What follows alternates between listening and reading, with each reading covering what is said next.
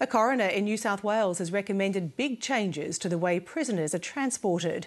It follows an inquest into the death of 59-year-old Mark Holcroft, who collapsed in the back of a prison van in 2009. Other inmates tried desperately to raise the alarm, but their cries were ignored. Deputy State Coroner Paul McMahon has called for improved monitoring and communications equipment on board prison vans. And one prison officer could face disciplinary action. Carl Herr reports.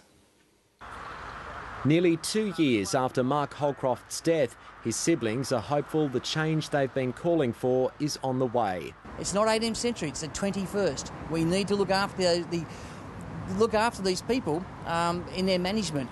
And isn't that not a measure of society, how we do this? The 59-year-old was partway through a sentence for drink driving in 2009 when he collapsed and fell unconscious in the back of a prison van between Bathurst Jail and the Manus Prison Farm in southern New South Wales.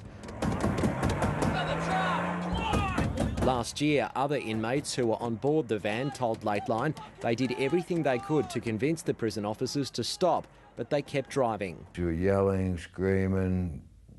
Men were crying. It was just a terrible situation to be in.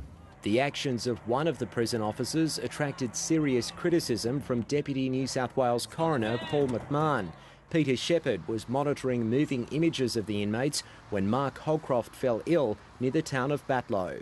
I'm comfortably satisfied that having seen the inmates in the front compartment banging on the floor, Mr Shepherd assumed that they were getting bored and thereafter simply chose to ignore what was going on. He either did not look to see what was happening in the other compartments, or, if he did look, he was not telling the truth about what he saw.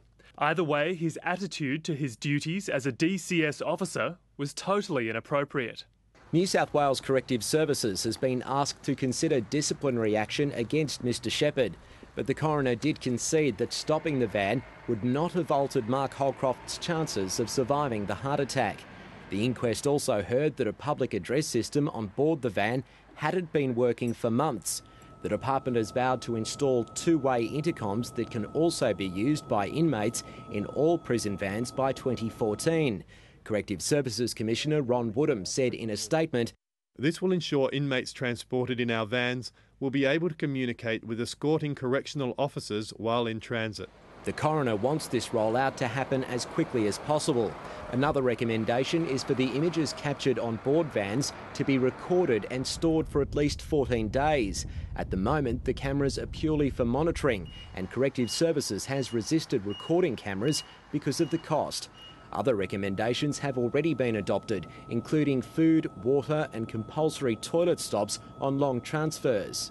We want a culture in New South Wales where Corrective Services respects the human rights of prisoners and respects the daily needs of prisoners. And what we're looking at is the inmates who come now after my brother might be in jail for drink driving, etc., and their treatment. And all we're saying is, please treat people humanely.